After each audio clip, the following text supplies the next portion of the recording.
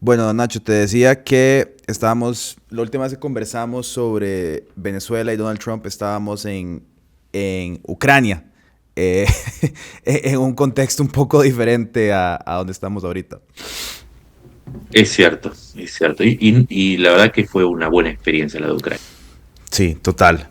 Contame, bueno, te he visto ya posteando un poco en X, te estoy siguiendo, estoy a la expectativa de tus hilos, pero ¿qué pensás que está pasando ahorita en Venezuela? A ver, hay una sensación ambigua. Por un lado, hay una alegría que todos compartimos por la captura de Maduro, porque, claro, cae un dictador y aunque la, la acción fue brillante desde el punto de vista militar, rompió algunas normas, como por ejemplo el artículo 2 de las Naciones Unidas, que impide la acción militar en territorio que no es el propio. Nos pone a todos en la ambigüedad de decir, eh, sí, está mal, pero no está tan mal. Ujú. Mientras no se no se convierta en algo habitual y sea una excepción, está bien. Pero por otro lado está la otra ambigüedad, que es que eh, el deseo no era solamente que se fuera Maduro, sino que se terminara el chavismo. Y entonces es acá donde empiezan las discrepancias, porque algunos creen que esto es el inicio del fin del chavismo y otros consideran que no, que es un pacto entre Trump y Delcy Rodríguez que va a hacer que se perpetúe el chavismo, más allá de que se lo denomine como una transición, porque, claro, este razonamiento parte de un principio bastante sencillo y es que pedirle al chavismo que se fagocite a sí mismo es por lo menos poco realista, así que los sentimientos son encontrados. No se sabe qué va a pasar, porque el problema es que pasa de todo, pero no ha cambiado en esencia nada. Lo único que ha cambiado es quién está en el poder en Venezuela. Y el otro elemento es que si alguien pensaba que Estados Unidos iba a bombardear con democracia a Venezuela, eso nunca sucedió. Los intereses que están en juego no son los de Venezuela, sino los de Estados Unidos, que ya avisó que además de la cuestión de las drogas y del cártel de los soles, la cuestión narcoterrorista y la cuestión de las migraciones, ahora elevó a un punto mucho más alto la cuestión del acceso a los recursos naturales de Venezuela, sobre todo del petróleo, por lo que la discusión se corrió de eje. Esto va más allá de las preferencias de cada uno. Yo me niego a pensarlo en términos de chavismo o trampismo. Intento hacer un análisis lo más objetivo posible en un tema que para mucha gente es más emocional que racional. Resumo, ¿en dónde estamos? Por ahora el chavismo sigue, hay una serie de buenas intenciones, María Corina Machado sigue en las gateras al igual que el Mundo González, y las primeras medidas que tomó Trump tienen que ver con el petróleo y no con la democracia en Venezuela. Sí, yo creo que cuando hablamos un poco de esto, y era mi perspectiva en ese momento, yo estaba muy seguro de que Trump no iba a hacer una invasión a Venezuela para No hacer puede. un cambio de régimen. Exacto, exacto. Sí, Eh, a ver, el antecedente es la operación Causa Justa del 89 en Panamá. Se había advertido, ¿no? En ese momento se implicaron casi 32.000 tropas entre tropas de asalto y marineros y aviadores. Hubo un avance sobre el territorio panameño para derrocar a Noriega, que también estaba acusado de narcoterrorismo, hay paralelos. Pero esa operación, si bien hubo 234 soldados muertos en Estados Unidos, la operación fue tremendamente costosa. Hubo miles, se habla de entre 20.000 y 30.000 víctimas civiles, pero además, en el caso de Venezuela, no es lo mismo que Panamá. Panamá tenía una Guardia Nacional. Venezuela tiene millones de fanáticos y cuando decimos millones, no importa si es el 10 o el 20%. Con que sea el 10% ya tenés 2 millones de fanáticos dispuestos a enfrentarse. Y para Trump era un problema enorme eso, porque invadir implicaba usar, por lo menos, supongamos que la brecha tecnológica permite usar menos soldados, porque tenés drones, tenés misiles, tenés una serie de aparejos nuevos. Igual tenés que meter decenas de miles de soldados, no solamente para invadir, sino también para mantener el control sobre Venezuela. Y esto en un contexto que no es tampoco igual el de Panamá, porque cuando hace la campaña Trump y gana, le promete a sus votantes que no iba a meter a Estados Unidos en un nuevo conflicto. Con esto también está implícito que no iban a haber fotos de norteamericanos volviendo en bolsas negras. Entonces, meterse en un conflicto en Venezuela aumentaba las posibilidades de que eso sucediera, no solamente por la confrontación inicial, sino también por la guerra de guerrillas, porque hay que decirlo también, más allá de que fueran ineficaces las Fuerzas Armadas venezolanas, porque se dedican más a la represión y al tráfico de drogas, hay una cuestión existencial. Si vos tenés que proteger tu vida, ¿sí? Porque te jugaste por la dictadura, hay muchos en Venezuela que están acusados de crímenes tremendos, de corrupción, que están involucrados en el tráfico de drogas, que no van a soltar tan fácil el hueso. Entonces, ahí se preveía una respuesta violenta por parte de los grupos chavistas y de los grupos narcotraficantes, de los grupos delictivos que están acostumbrados a vivir en ese sistema ecológico tan enfermo que armó la dictadura del chavismo.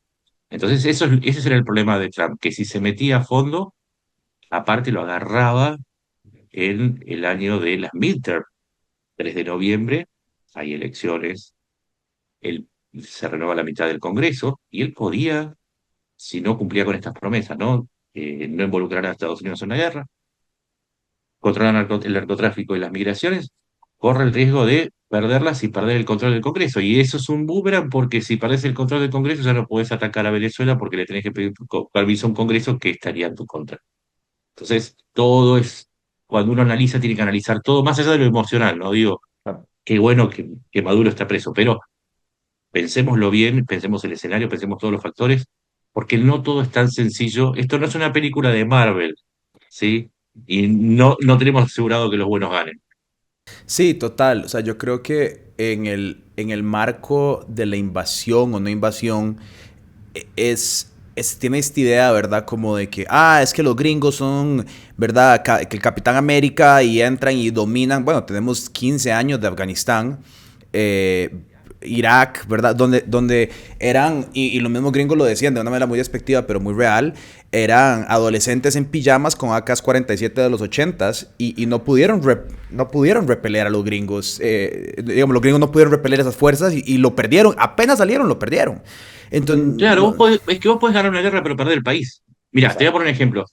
Porque, claro, es que esta lógica Netflix o Marvel está bueno que lo cites porque pasa por ahí, de creer que si yo hago esto, va a pasar esto, ¿no? Y no necesariamente. Vamos a la historia. Cuando sacaron a Saddam Hussein, Irak se dividió entre chiitas y sunitas, y con kurdos, con las tribus que seguían a Saddam Hussein, y por otro lado las tribus que se aliaron con Irán, y el país se convirtió en un desastre. Hay muchísimos ejemplos en donde esta cosa pavloviana, ¿no? De que yo hago esto y va a suceder lo otro. No, no funciona así. La dinámica de las relaciones internacionales es extremadamente compleja, y en Venezuela precisamente pasa eso. Es uno de los riesgos.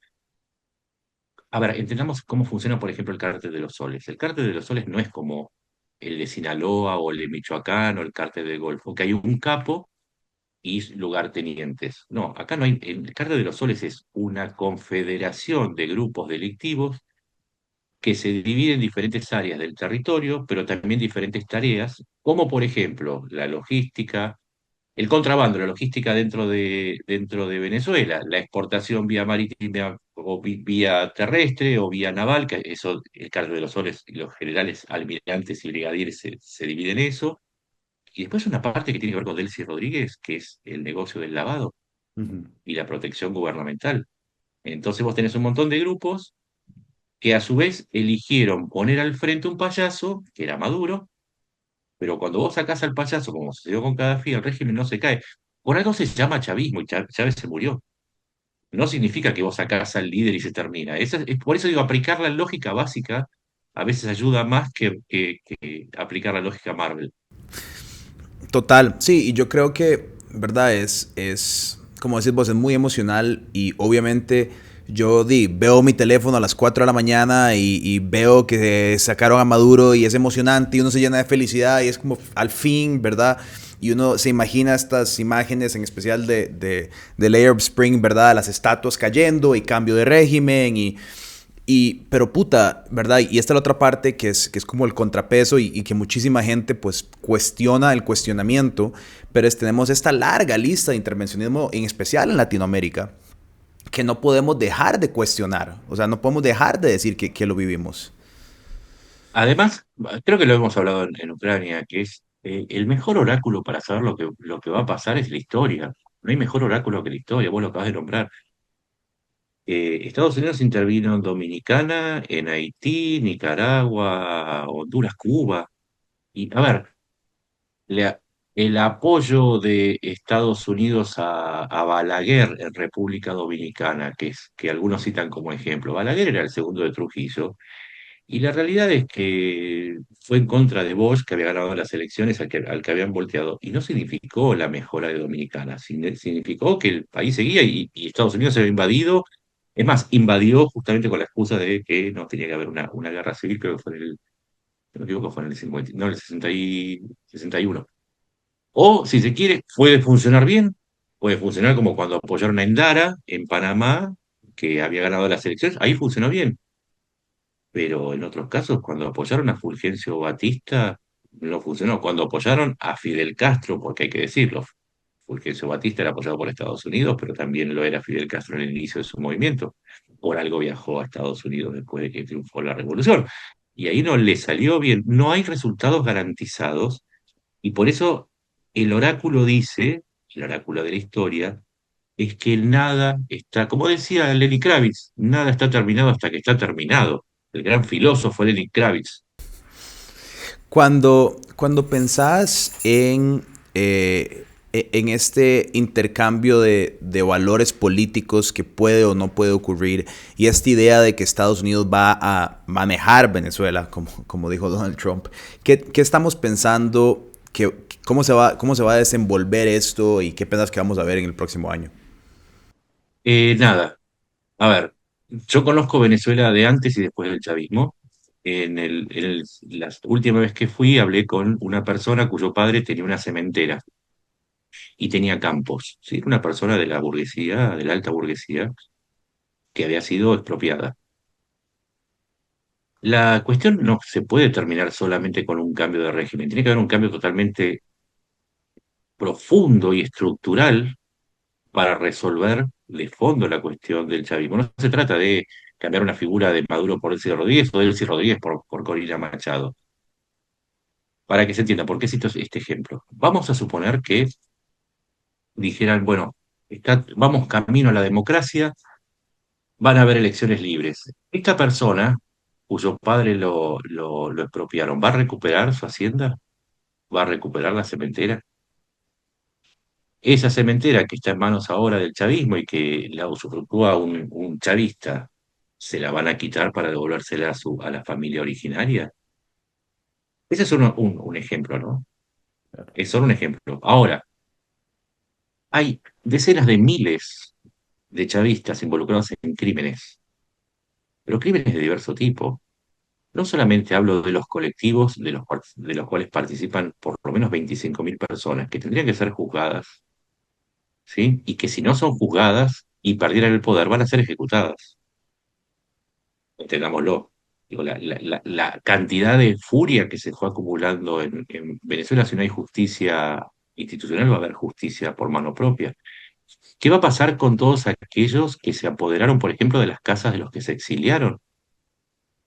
Tengo muchísimos ejemplos de personas que se fueron de Venezuela y su casa estaba ocupada porque se la dieron a alguien que ni siquiera ni siquiera es culpable, se la dieron porque, claro, el que se fue era un opositor, entonces la pena en ausencia es haberle dado su casa a otro. Quieren que vuelva a Venezuela, suponete, lo expulsan de Estados Unidos, también en Estados Unidos, ¿sí? Lo expulsan, tiene que volver a Venezuela. Llega a su casa, que está ocupada por alguien que puede ser un funcionario, alguien acólito, un acólito del régimen o no. ¿Cómo se resuelve eso? Entonces, el voluntarismo a mí me causa gracia porque no hay nada más fantasioso que los realistas que dicen los países se mueven por intereses. No, no, no, no, no. Justamente los intereses son una parte de la ecuación. Los valores, y de esto hablamos, ¿no? Digo, justicia, restitución, hay un montón de cuestiones que no tienen que ver con los intereses, también son parte no solamente crucial, sino que son el núcleo. Y cierro con esto para que se entienda un poco mejor. Ahora, Trump pone peso sobre sobre el petróleo.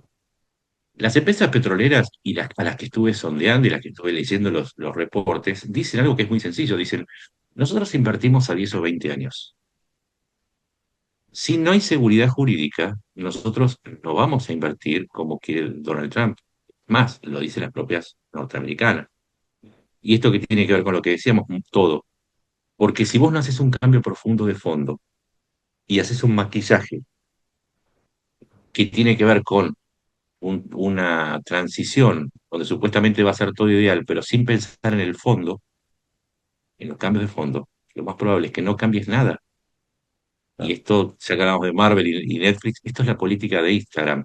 Es anunciar un cambio para sacarse la foto, pero que en el fondo no cambia nada, pero lograste la foto. Y eso es lo que a mí más me preocupa dentro de toda esta política emocional. Que hay la parte que es la más aburrida, que es la institucional, pero que es la que define. Digo, si yo soy un petrolero, voy a poner 900 millones de dólares para activar un campo petrolero, si no sé si mañana Delcy Rodríguez traiciona a Trump, o si María Corina Machado le dan un golpe de Estado y vuelve el chavismo, o si cambia Trump y cambia las reglas porque, no sé, porque las midterms le van mal y todo lo que prometió no lo puede cumplir porque no puede atacar, entonces no puede presionar.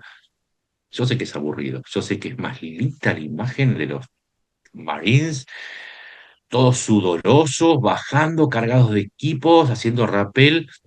Fantástico. Es más, yo creo que a muchos se les llena el traste de preguntas de por qué les gusta tanto. ¿Saben qué? Lo mejor es que vayan a un sexólogo y dejen que los analistas les expliquemos que la realidad no pasa por la parte trasera de sus cabezas, sino por la parte superior. ¿Qué pensamos de que en la primera pregunta que le hacen a Trump sobre María Corina la aparta por completo del ejercicio de transición y hasta le dice, que eso me impresionó muchísimo, que dice, no solo la aparta, dice que no la llamaron, que no sabe dónde está, pero que no cree que tenga el respeto del pueblo para manejar el mandato. Una locura. Es que es parte de lo mismo. Si yo quiero controlar los campos petroleros, ¿sí? Quiero controlar la extracción de los campos petroleros, pero lo quiero hacer con un mínimo de certidumbre, tengo dos opciones. Institucional, ¿sí? Garantizar que las reglas sean claras y que haya una justicia que intervenga, o puedo aplicar el sistema actual de si tengo a los sicarios, a todo al aparato represivo que va a frenar cualquier tipo de protesta, es lo más inmediato, es lo que más me sirve. Esa acusación es una acusación aparte muy tonta porque Corina Machado tiene el 67% de aprobación, es decir, puso a Edmundo González adelante porque a ella la proscribieron, pero hay pocas personas, es más, en la última encuesta da un 73%, pocas personas representan tanto la voluntad del pueblo venezolano como Corina Machado. Entonces, sacarla del medio me parece que tiene más que ver con la necesidad de apurar una salida práctica a la cuestión económica, pero también se basa en otra cosa que dijo, después Marco Rubio dijo que no tiene el apoyo de las Fuerzas Armadas. Eso es una falacia tonta, por esa parte es una falacia muy tonta, porque tampoco Delcy Rodríguez tiene el apoyo de las Fuerzas Armadas. El que tiene el apoyo de las Fuerzas Armadas es Vladimir Padrino López, que es el jefe de las Fuerzas Armadas, del Ejército, y además el ministro de Defensa. Y Padrino López le puede hacer un golpe en 5 minutos a Delcy Rodríguez, porque Delcy Rodríguez es el eslabón más débil de ese triunvirato formado por Delcy Jorge Rodríguez, sí, Delcy la presidenta interina, Jorge Rodríguez es el hermano, maneja la Asamblea Nacional, y del otro lado, después está Vladimir Padrino López, que es el que acabamos de escribir, y después está la parte represiva y más delincuencial y más radicalizada que la de Diosdado Cabello. Entonces decir que Corina no tiene el apoyo es una falacia tonta, porque él está negociando con la parte más débil del triunvirato. Digo, viste que Pensar es un deporte de riesgo últimamente. Sí, es muy loco. Y luego ver cómo empiezan ¿verdad? Porque Marco Rubio claramente está posturando ante su base latina, ante su base magasolana, ante su base cubana americana, que tiene esta desesperación por este aventurismo gringo de derrocar y cambiar regímenes, que entiendo, empatizo y hasta cierta medida apoyo. O sea, ¿a quién no nos gustaría ver caer el régimen cubano, el régimen nicaragüense, el régimen venezolano?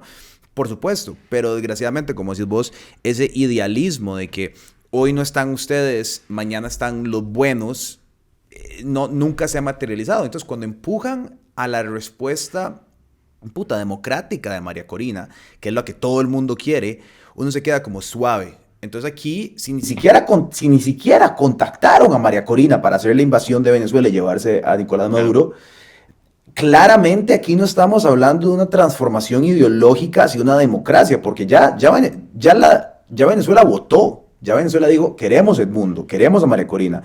Ah, Pero que es más fácil sacar los recursos cuando vos tenés el territorio controlado tan férreamente y no por la justicia, sino por el mismo grupo violento que es el chavismo. Es más fácil. sí, claro. No solamente el petróleo, el oro y todo. Es más, vos podés sacar a China o acordar con China, no sé, lo que vos quieras hacer, pero porque vos sabés que controlas el territorio. Para controlar el territorio tenés que estar asociado al que hoy controla el territorio. Y vos lo que decías de María Corina Machado, sí, es el camino más largo, seguramente, el más arduo, pero es el a largo plazo. Pero el más corto, ¿cuál es? Y había un presidente estadounidense, no me acuerdo ahora el nombre, al que le dicen, pero este es un hijo de puta, sí, pero es nuestro hijo de puta. Y Ajá. es un poco esa la lógica, ¿no? De por qué hablamos de democracia y de plazos cuando sabemos que el chavismo, si pacta, es para quedarse, no para autofagocitarse. Los kamikazes existen en la cultura japonesa. ¿Cuál es? A ver, como digo, pensemos, ¿cuál es el motivo que tiene Delcy Rodríguez para acabar con el chavismo, siendo que ella es una de las principales cabezas del chavismo?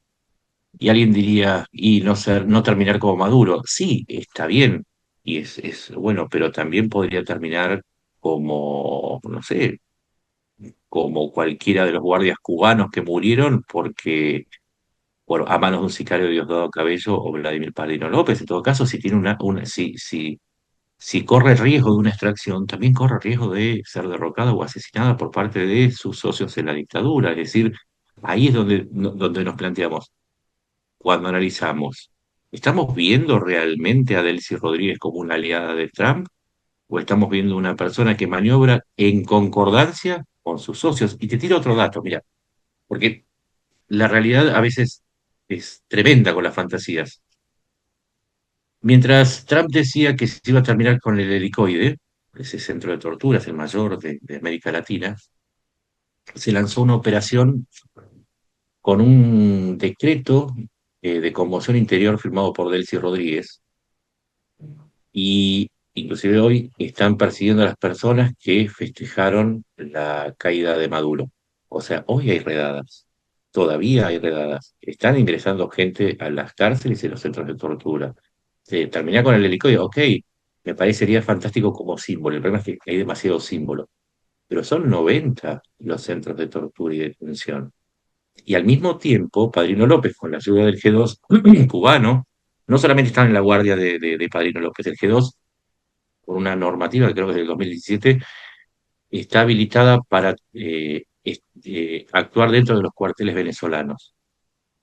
La idea del G2, de contratar al G2, era hacer inteligencia interna, o sea, vigilar a los militares para que ninguno de ellos se saliera de la línea y detectar a los que podían ser disidentes. Bueno, en las últimas horas hay más de 150 militares venezolanos detenidos e interrogados por su posible participación en un complot para que se lleven a Maduro. Y no termina ahí el problema porque además detuvieron a 14 periodistas, algunos locales, otros extranjeros.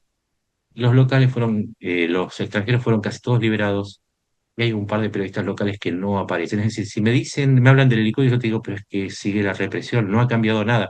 Esto, ¿viste como el gato pardo que salta en el aire y cae convertido en lo mismo? Bueno, es eso. Yo le decía el otro día, bueno, es la República de Gato Pardo. La tercera etapa del chavismo es la República de Gato ¿Qué pensás qué implicaciones va a tener esto sobre los otros intereses que estaban sobre Venezuela? Los rusos, los iraníes, los chinos. Esperamos algún tipo de trueque. Mucha gente está hablando de que, bueno, los chinos entonces ya van a ir por Taiwán si ven que los gringos se van por Venezuela. ¿Qué pensás de respuestas? Es un poco más complejo eso. Primero, la primera parte es que China tiene muchos intereses dentro de Venezuela. No solamente, a ver, para que se entienda, el 80% del petróleo de Venezuela va vía PDVSA. PDVSA tiene el monopolio del petróleo en Venezuela. El 80% va a China. Pero no es lo único que tiene China. China tiene intereses en el arco minero del Orinoco, en donde participa en la extracción de oro, de níquel, de hierro, de cobalto, de tierras raras, de uranio. El uranio se envía semiprocesado, también se envía a Irán. La empresa Rosneft, la rusa, tiene intereses tiene emprendimientos en Rusia. Pero además China es socia de Estados Unidos en Venezuela indirectamente. Mira, en el Esequibo es la zona que le reclama Venezuela a Guyana. En la costa del Esequibo hay un yacimiento marino llamado, bueno, no me acuerdo el nombre, no importa. Ese yacimiento es explotado por la ExxonMobil y por la China Petroleum Corporation, ¿sí? O sea, es un emprendimiento norteamericano y chino en una zona disputada con Venezuela.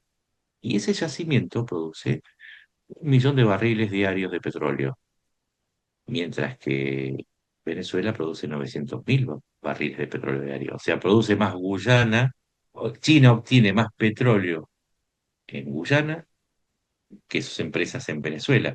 Es decir, China tiene que negociar ahora con el dueño de Delcy, o quien dice que es el dueño de Delcy, pero a su vez Delcy tiene un socio al que le puede pedir ayuda. A Rusia no, porque Rusia no sirve para nada. Ya nos dimos cuenta que con todo el desastre que hizo en Ucrania, no tiene ni para mandar, no sé, un sistema antiaéreo S-300, no tiene nada. Pero está China ahí y sí, la segunda parte. Es un problema. Cuando Trump hace este tipo de acciones en Venezuela y rompe el Estado de Derecho, ya lo dijimos, ¿no? Dijimos que nos alegra la caída de Maduro, pero sabemos que rompe el derecho. También está amenazando con romper el derecho en otros lugares, como en el Canal de Panamá.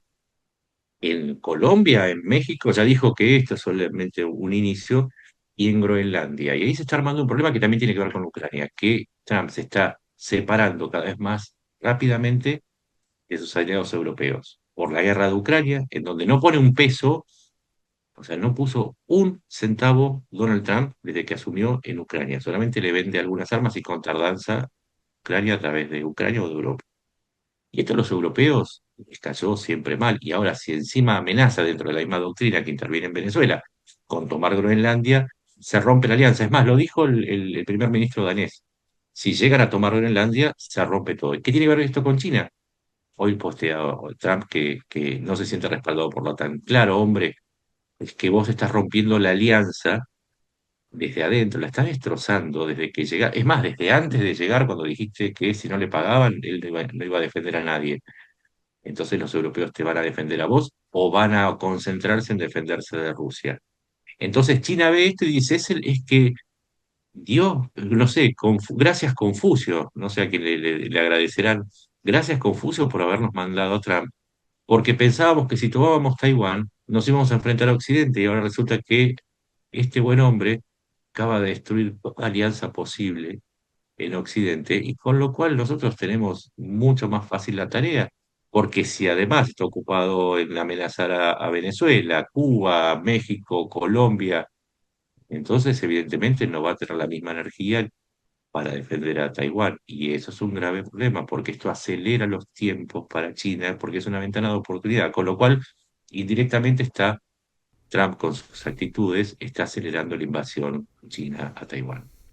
Justo hoy en la mañana estaba pensando que es muy interesante cómo transicionamos por periodos de geopolítica y como de estabilidad. Pero yo pensaba como mi abuelo. nació en un mundo, digamos, donde este orden preestablecido, inclusive mi bisabuelo, digamos a mi bisabuelo, que no son tantas generaciones, donde el orden mundial que conocimos post Segunda Guerra Mundial no existía. Era otra realidad. Habían zares y reyes y las guerras Sí, las sí, sí. peleaban en uniforme. Eh, Y las colonias, y, las, todavía era el imperio colonial. y, las, y nosotros crecimos y asumimos que ya esa forma de existir, pues no había más, como que ya los grandes poderes no colonizaban, los grandes poderes no tomaban otros territorios solo porque tenían la capacidad de fuerza. Yo lo que estoy viendo ahorita es un reacomodo del orden mundial, a donde creo que lo que vamos a ver es algo que todavía no conocemos exactamente, no es un regreso al colonialismo, ni es un regreso al orden mundial post Segunda Guerra Mundial, es una tercera etapa que todavía no sabemos exactamente cómo o de qué forma va a ser, pero ciertamente lo que conocíamos va a dejar de existir. En esa época que vos decías, Occidente estaba en auge, ¿sí? Occidente se repartía al mundo, pues estaba en auge. China era atrasada, Rusia era la era post-revolución de octubre. Occidente era lo único que existía. En el año 45, cuando termina la Segunda Guerra, de pronto se dieron cuenta que la única solución para que no volviera a pasar lo mismo, otra guerra mundial, era el multilateralismo. No solamente nace Naciones Unidas, sino que nacen otras organizaciones, Organización Mundial de la Salud, la Organización Mundial de Comercio, las instituciones de Bretton Woods, ¿no? Estas de Fondo Monetario, Banco Mundial. De pronto empieza algo que hoy puede resultar un poco socialista, pero era el cooperativismo entre naciones. Es decir, no, hagamos instituciones multilaterales, pero que además tengan normas que nos manejen a todos. Un poco por el COVID, otro poco por la invasión a Ucrania que no tuvo sanción, y otro poco por la llegada de Trump, que no quiere tener freno para sus deseos, y ahí entra una cuestión de narcisismo que va más allá de la política. Él necesita desarticular este multilateralismo. Si vos te vas a fijar, por ejemplo, el ataque al CPI, ¿sí? Porque quiere juzgar a Netanyahu. Bueno, si lo quiere juzgar, que lo juzgue, pero es una organización multilateral que estaba puesta ahí justamente para prevenir los genocidios. Es la misma que jugó a Milosevic o al ex líder de Sudán. Y si sale indemne, saldrá indemne.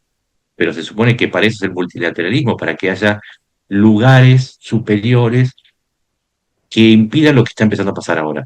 Y es el regreso de la ley del más fuerte. Como ya no hay colonias para repartir, hay zonas de influencia, pero si no hay multilateralismo que frene esas apetencias, entonces triunfa el más fuerte. ¿Y cuál es el problema? Vamos al problema práctico. Que uno cree que esto es cuestión de internacional. No, tiene que ver con tu vida cotidiana. Mira, el gasto en armamentos creció en el mundo desde la invasión de Putin casi un 5,6%. ¿Eso qué significa? Que si en tu país si va a construir una represa, hoy van a tener que gastar ese dinero, comprar barcos de guerra o fusiles, etcétera. Que si hay una guerra, van a subir los alimentos. Subieron un 17% según la FAO cuando Rusia invadió Ucrania. ¿Por qué? Porque eran zonas de producción agraria. Es decir, eso que para muchos es ese espíritu nacionalista pues, de nuevo, la cosa viril, ese vértigo anal, ¿no? De la cosa fálica, de los misiles que se parecen enormes consoladores.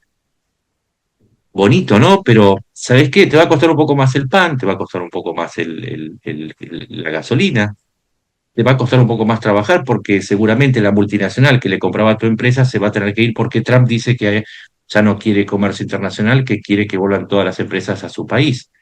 Y va a haber tarifas, si sos de Estados Unidos, te va a subir el costo de todo lo que se fabrica en el exterior porque tu costo es mucho más alto. El Apple te va a salir un poco más, no solamente a vos que vivís en Norteamérica, sino en otros lados, porque claro, se pelea, se rompe este multilateralismo que también tiene que ver con el comercio, es decir, vamos a comerciar en vez de guerrear, esa es la otra parte importante del multilateralismo, que es el consenso de Washington, ¿sí? Tiene muy mala prensa, pero que es básicamente eso. Entonces tu Apple va a salir un poco más porque China, entonces, como está en tensiones con Estados Unidos, tiene que mudar su fabricación a Vietnam o a India, donde sale la mano de obra un 10% más caro, entonces como es el principal componente del precio del Apple, vas a pagar un poco más caro el iPhone. Ahora, si te preguntás por qué salen tan caros los iPhones en los últimos años y no querés saber sobre relaciones internacionales, podés usar tu iPhone con inteligencia artificial para preguntarle, ¿por qué sos más caro teléfono? Y te va a contestar lo mismo, en otras palabras, pero el mundo te va a alcanzar. Sí, total. Sí, yo lo veo en Costa Rica y justo ayer estaba hablando, tenemos un podcast acá porque estamos a punto de entrar en elecciones, que te puedo hacer todo un resumen para un hilo un día de estos. Pero Costa Rica, nosotros abandonamos el ejército pensando que el mundo era un lugar donde un país como Costa Rica no necesitaba tener ejército. Pero ahora, si volvemos a esta ley del más fuerte y vemos hacia el norte, tenemos a Daniel Ortega. A Daniel Ortega se le apetece, ahora que todo el mundo está invadiendo, tomar una parte de Costa Rica. Puta, será necesario que Costa Rica tenga un ejército. Será necesario que nosotros repense, porque ya sabemos que Trump no va a venir a ayudarnos. Esa mítica de que los gringos van a venir a salvarnos se acabó por completo. Y entonces es como todas esas preguntas que, de nuevo, yo creo que las dábamos por sentado en una mítica del orden mundial anterior, que ya no van a jugar de aquí a los próximos 50 años. Es que después del COVID dejamos de pagar el Zoom Plus, entonces ya. Ahí tenés otra consecuencia. Cuando el mundo se empieza a cortar, uno empieza a recortar gastos, pero también se empiezan a cortar el acceso a aplicaciones.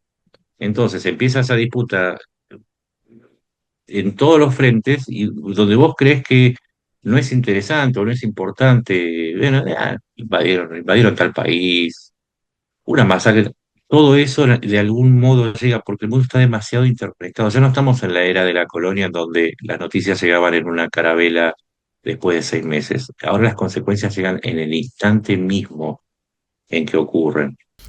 Sí, y yo creo que lo otro que está súper interesante de pensar es qué va a pasar, digamos, con una persona como Petro, ¿verdad? Que está desenfrenado, que está, que ya, bueno, Petro es un personaje en sí solo mítico y especial que ocupa un campo en el realismo mágico colombiano, él solito.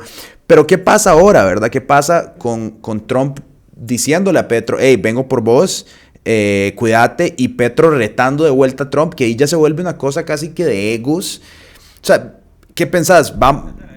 Es mucho más profundo. Mirá, vos recién nombrabas lo de Costa Rica de no tener fuerzas armadas.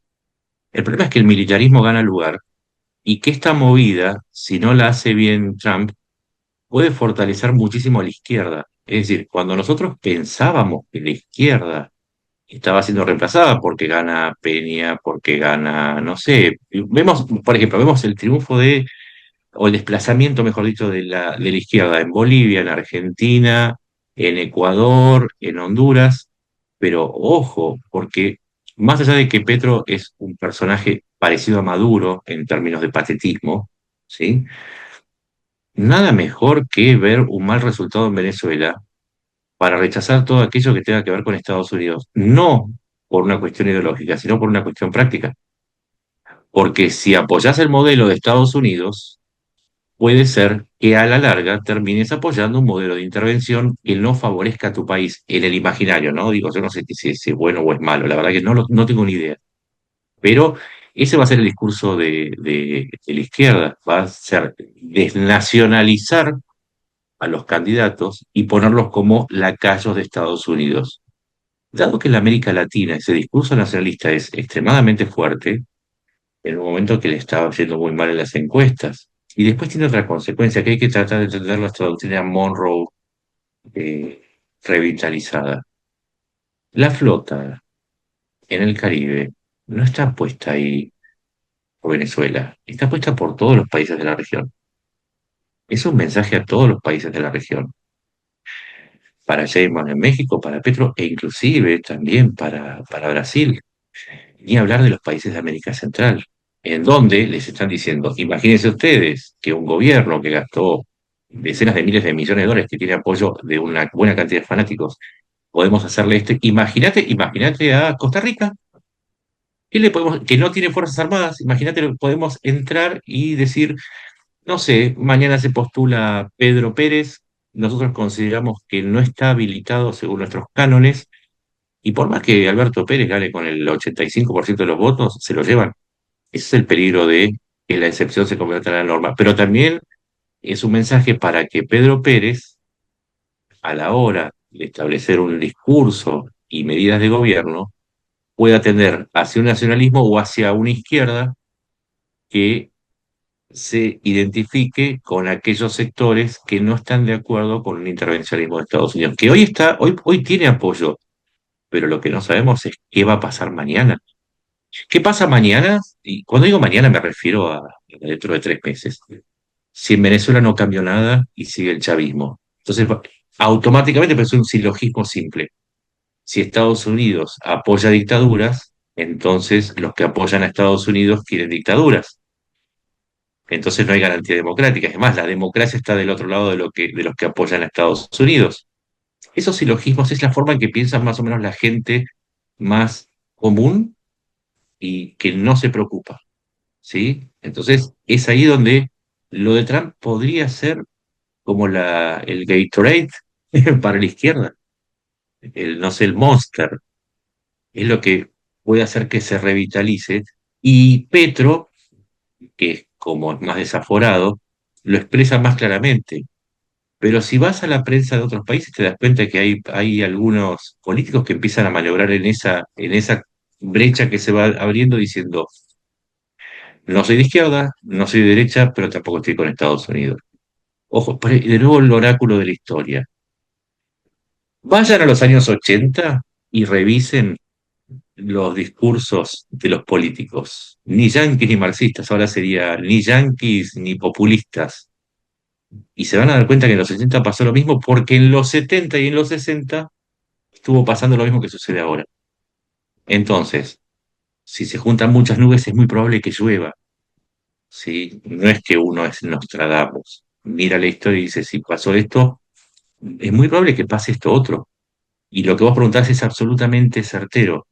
Miren lo que está haciendo Petro, porque más allá de que es un personaje que a veces ronda la ridiculez, es un tiburón que huele por dónde viene la cosa y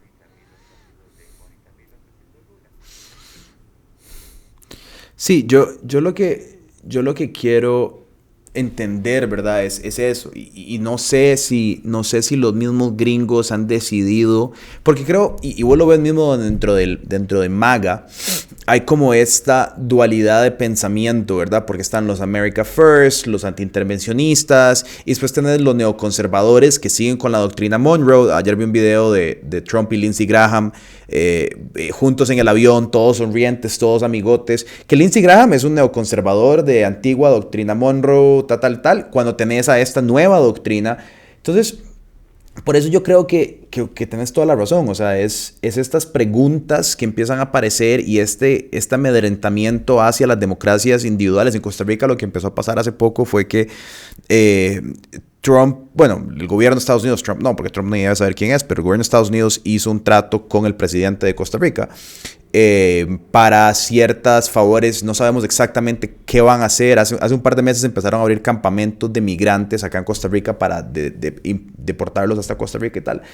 Y de trueque le están quitando la visa a los políticos que el presidente no le cae bien. Entonces, si vos sos un diputado de la Asamblea Legislativa y hablas mal del presidente, te mandan a quitar la visa con el Departamento de Estado de los Estados Unidos, también con un banquero que financia la oposición. Entonces, sí sabemos que esta idea del intervencionismo pues está mutando. Tal vez no siempre va a ser los Navy SEALs entrando, ¿verdad?, haciendo rappel a la casa de los presidentes y quitándolos, pero claramente esa idea de que Estados Unidos se queda en Estados Unidos y ya no vamos a tener las Banana Republics, pues acabó. O sea, y estamos en una nueva se acabó. época que... Bueno, no puede que no sea rapel, puede ser que sean 20.000 millones de dólares que le llegan a Milei justo antes de las elecciones. Exacto. Con lo cual se está digitando un candidato, se está digitando, se interviene en la política interna. Hay muchas maneras. Mirá, en el fondo el intervencionismo es una herramienta. ¿Sabes cuál es el riesgo? Vos recién dijiste la palabra mágica, el conservadurismo. Porque el problema está en la democracia, ¿sí? ¿Hasta qué punto se define la democracia? Parte de ese conservadurismo tiene una idea que es profundamente antiliberal y es la de imponer un orden. Y en eso no se diferencia mucho de las izquierdas. Es un orden verticalizado, puesto por una supuesta emergencia, donde como todo es caótico, es hora de que llegue un líder y ponga orden.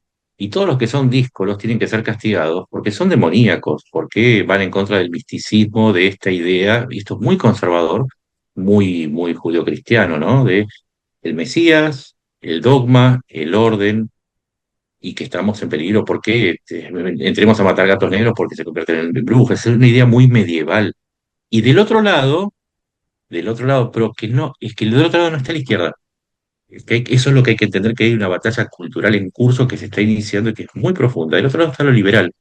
Y cuando hablamos de lo liberal, no estamos hablando de solamente de lo liberal en lo económico, de esta cosa de decir, bueno, que dejemos que las fuerzas económicas se acomoden, un mínimo intervencionismo del Estado, que no es lo mismo que las ideas libertarias, ¿no? Las ideas libertarias odian al Estado, ¿no? Los liberales decimos, yo me identifico como liberales, es la mayor libertad posible. Ahí ya te das cuenta que está en contra de ese orden conservador.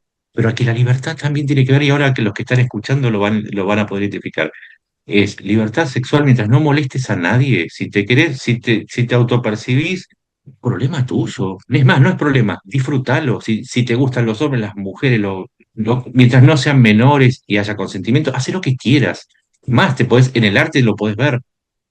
No, este es el arte correcto, decían los nazis. Los conservadores siempre dijeron lo mismo, y no te decían no es correcto, decían es satánico, o va en contra de la religión, o va en contra de nuestra cultura, es extranjero. Los liberales decimos, mira, la verdad, si te gusta la música árabe, escúchala. El conservador te va a decir, no, vos sos parte de la invasión del Islam a nuestro occidente. Si vos si no, a mí no me molesta que escuchar la música china, árabe, japonesa, lo que quieras. El orden conservador lo que hace es establecer justamente un orden cerrado donde te dice lo que es correcto y lo que es incorrecto. El liberal te dice, mientras no molestes a los demás, ejerce una libertad plena. Esa es la disputa, no solamente en nuestra región, sino en todo Occidente. Esa es la disputa que está detrás del intervencionismo, que es si te meten un determinado estilo de vida restrictivo o no.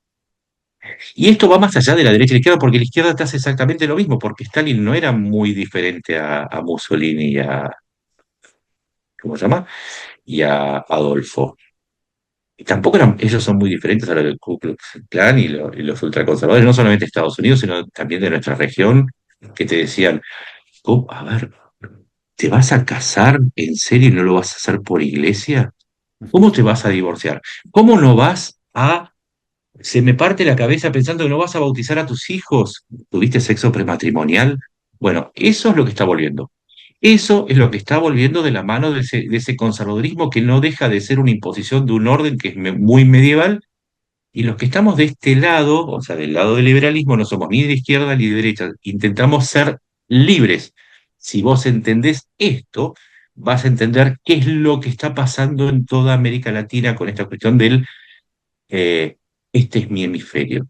Este es mi hemisferio, este es mi orden, esta es mi idea, esto es lo correcto, esto es lo incorrecto. Y todo lo que se salga vía castigo visa, vía amenazas de extracción, vía la otra vía, que es la más brutal de todas, vía la vigilancia de aquellos que están enrolados fanáticamente en mi movimiento neoconservador, al igual que a ver, digámoslo, al igual que los ultraizquierdistas o los woke, ellos son los que van a ejercer esa vigilancia social y cultural. De eso se trata esta lucha.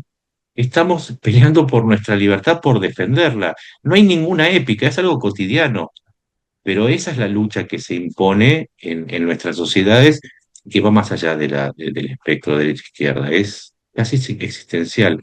Es hasta qué punto vamos a salir de este proceso con más o menos libertad. Y este proceso se parece tanto a la época de McCarthy, los años 50, en donde que después vino el rock and roll, por supuesto, ¿no? Que sabemos, si el oráculo funciona, después vino la revolución sexual, después vino la libertad, pero hay que bancar la libertad, hay que bancar la libertad. Ya no se trata de Maduro, esos son episodios muy pequeñitos dentro de una disputa por saber cuál va a ser el orden que se va a imponer en el futuro. Ucrania mismo, hemos estado en Ucrania que está peleando por su libertad, ¿sí? Y si vas a Irán, ¿por qué están peleando los manifestantes por su libertad? África, están peleando por su libertad.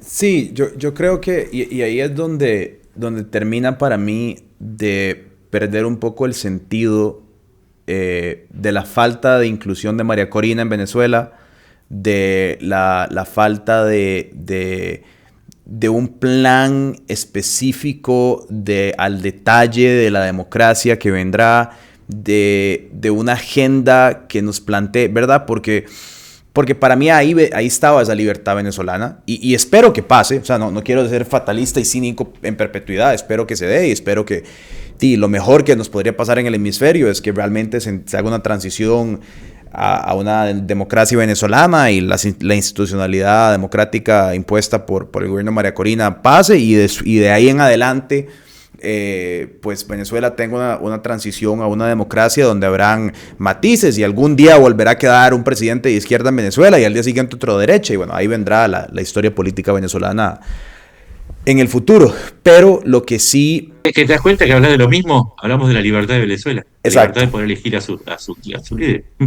Exacto, o sea, y eso es lo que yo creo que deberíamos de ver en el trasfondo de todo esto, que de nuevo, y hay que decirlo muchas veces para que no se agarre el clip, celebramos la captura de Maduro plenamente, pero eso no deja de levantar preguntas que creo que son súper válidas de hacer, o sea, a mí lo que no me gusta y lo que, volvemos a la libertad, es que me prohíban o me pinten o me calen de ser contrario a la liberación de Venezuela por querer hacer una pregunta racional, lógica, sensata de qué pasa ahora, ¿verdad? Porque eso es lo que está pasando. Ahora te están imponiendo una... No, es que vos sos un progre, vos sos un woke, vos sos un... Porque no estás simplemente levantando la bandera y sonriendo en felicidad. Y es como, bueno, puta.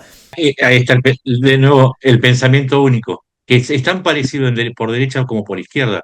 Y ahí está de nuevo, es la lucha por cerrar la libertad de decir lo que se me cante, aunque diga una estupidez, pero es mi estupidez y es mi pensamiento. Quizás me consideres un estúpido, pero no dejes, no pierdas la oportunidad de escuchar, aunque sea una estupidez, porque quizás no lo es, y el estúpido es el que no escucha.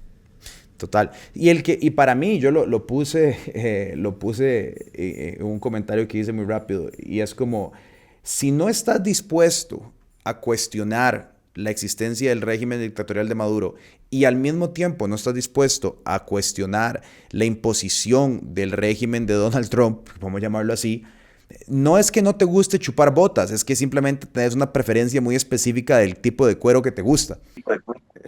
Ujú. Sí, y además es una cuestión, es que la naturaleza me parece que, también esto lo hablamos en algún momento, la naturaleza ama la diversidad. Si no, y si sos tan católico cristiano, la creación de Dios es diversa. Si no lo hubiese creado tantos tipos de felinos, de bovinos y no sé, de coleópteros, tiene que existir todo. Lo que pasa es que este orden, como vos decís, te impone una forma de pensar, una forma de decir, qué es lo que podés hablar y qué es lo que podés callar. Es el panóptico de Foucault, ¿viste? Que todos nos vigilamos a todos. Y entonces no te puedes expresar libremente porque ahí viene la condena social. No solamente que te revocan una visa, eso es lo que decía antes. Es que hasta tu propio hermano te viene y te dice, ¿cómo vas a decir eso?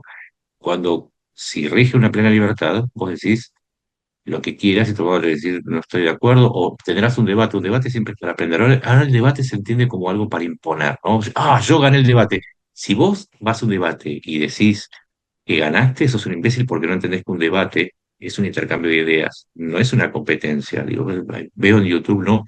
La destrozó no, o lo destrozó en un debate. No, entonces no fue un debate, fue un monólogo o no escuchaste. Es más, en estas épocas se está imponiendo esta cuestión tan monotemática como el monoteísmo de otras épocas. Vos podés, es más, si te gusta Trump y te genera hasta cositas, perfecto, perfecto, ¿sí? La gerontofilia es algo que es absolutamente, digo, hay videos de personas ancianas. Y si te gusta, bárbaro, pero no significa que yo tenga que bajarme el calzón cuando pasa Trump. Y tampoco tengo que creerme que él inventó la rueda y después inventó la penicilina. Pero es que hay mucha gente que actúa en ese sentido y son muy parecidos a los de Corea del Norte. En Corea del Norte no se sabía que los coreanos del norte creen que el hijo del actual líder inventó la hamburguesa Ah, y wow. jugaba, y que el actual líder jugaba en la NBA. Y son muy parecidos, es que son muy parecidos los que vos decís que te critican, porque vos decís, pero esto no es así, para mí es de otra manera.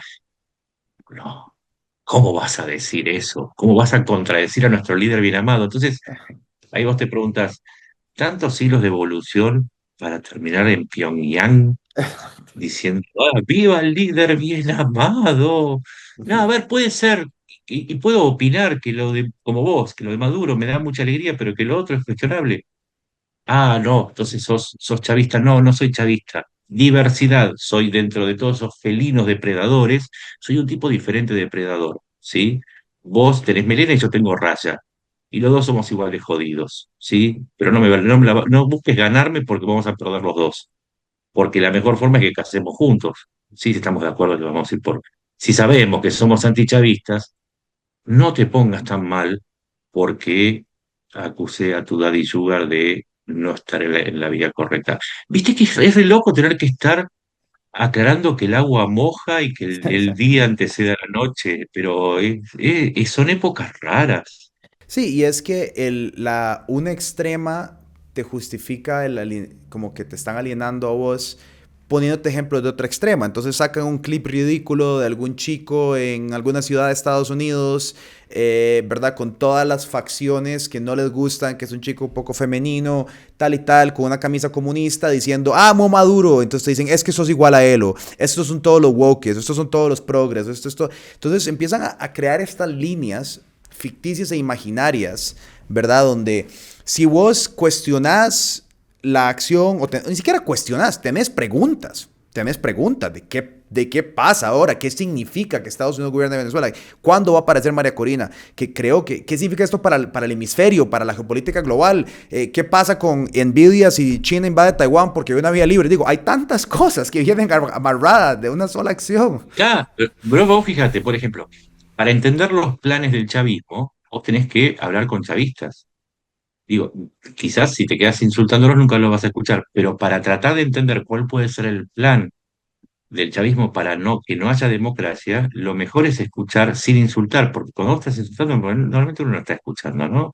Y ahí está la cuestión, es que el embrutecimiento general, a partir del error de pensar que hay un orden único y que se defiende con insultos, nos está embruteciendo. Muchos dicen que es culpa de TikTok. No, no es culpa de TikTok. Es culpa de todos aquellos que, en una actitud absolutamente antidemocrática, suponiendo que defienden a la democracia, dejaron de escuchar al otro para decir que tienen razón, cuando al dejar de escuchar al otro, precisamente pierden la oportunidad de razonar. Entonces, estas cuestiones son tan básicas, estamos en un momento tan difícil, pero si nos damos cuenta, entonces ya hay un primer momento. Con darte cuenta no alcanza, después tenés que hacer algo.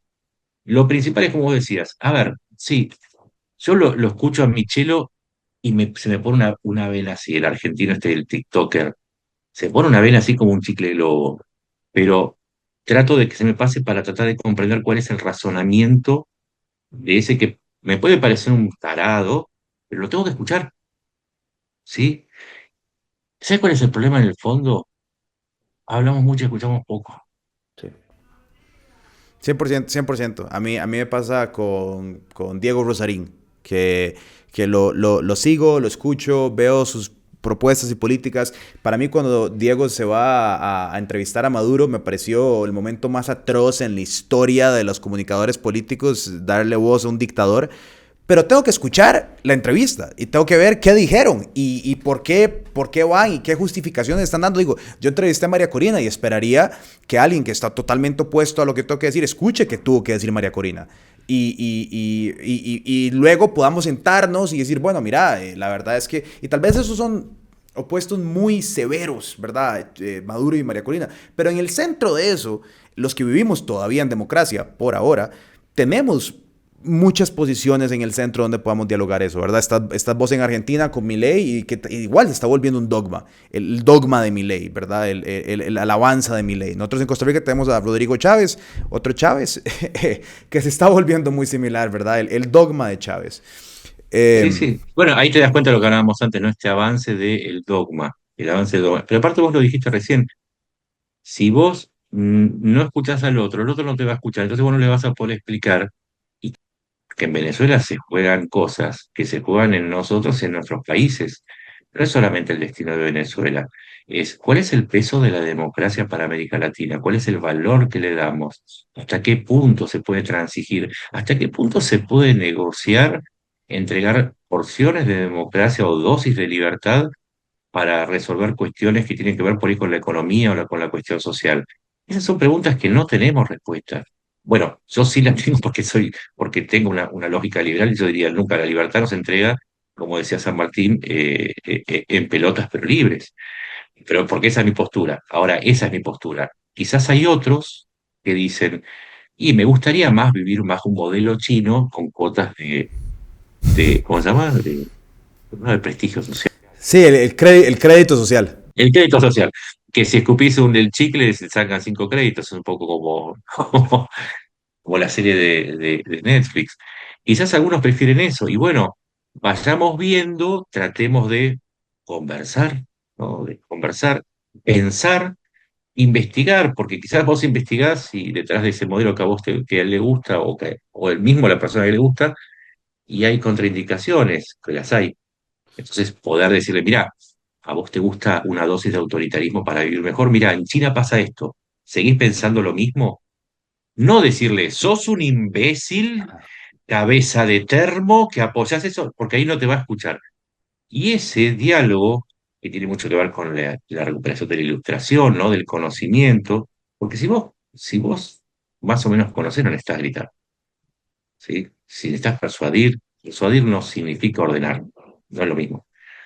Entonces se trata de eso, estamos en ese proceso, no es solamente Venezuela. Venezuela significa lo que nos pasa a nosotros y básicamente los temores que venimos arrastrando quizás desde la época del COVID, cuando nos vimos obligados a obedecer la orden de quedarnos, ¿no? Esa cosa tan autoritaria. Y desde ese momento la democracia entró en un riesgo, de decir, ¿hasta dónde vamos a permitir que se tutele nuestra libertad y dónde vamos a dejar de transigir? Es que esa es la discusión de fondo. Y la discusión de fondo con respecto a cualquier otro conflicto, ¿hasta dónde vale la fuerza? ¿Hasta dónde vale el derecho del más fuerte? ¿Hasta dónde vale la crueldad? ¿Hasta dónde vale la revancha? ¿Y dónde empieza la justicia? ¿Dónde tenemos que dejar, a ver, cuándo se tiene que extraer a un dirigente y dónde se tiene que bombardear para matarlo? Mil preguntas, estamos llenos de preguntas, pero en el momento mismo que nos demos cuenta que tenemos preguntas, es donde nos vamos a ver obligados a quedarnos un poco callados para buscar respuestas. Y ese es el mayor desafío que tiene cada uno de nosotros, que, por supuesto, eso implica reconocerse como imperfectos. Y eso va en contra del dogma, porque lo que el dogma te ofrece es el hombre perfecto, porque sigue las reglas de la perfección y se parece al Dios o al líder. No importa si es católico o es el líder de Corea del Norte, el dogma convierte al hombre en perfecto sobre la base de una serie de programaciones muy sencillas. La pregunta va por el lado contrario, construye gente imperfecta en permanente construcción. Yo prefiero estar en permanente construcción porque si no me sentiría un viejo choto y no me gusta eso. Perfecto, Nacho. Creo que deberíamos cerrarlo ahí porque creo que lo encasillaste perfectamente. Me imagino que en estos días vas a estar publicando bastante al respecto de todo lo que nos estamos encontrando. ¿Dónde te leen? ¿Dónde te ven? ¿Cómo te apoyan? Básicamente Nacho Montes de Oca en X, @Nacho MDO y, y me pueden encontrar también en Patreon y si me buscan me encuentran. Y si me encuentran me leen. Así que tómense el trabajo de buscarme también, vagos. Perfecto. Pura vida, Nacho. Voy a apagar. Abrazo grande y felicitaciones. No cortes todavía la grabación. Felicitaciones por el compromiso.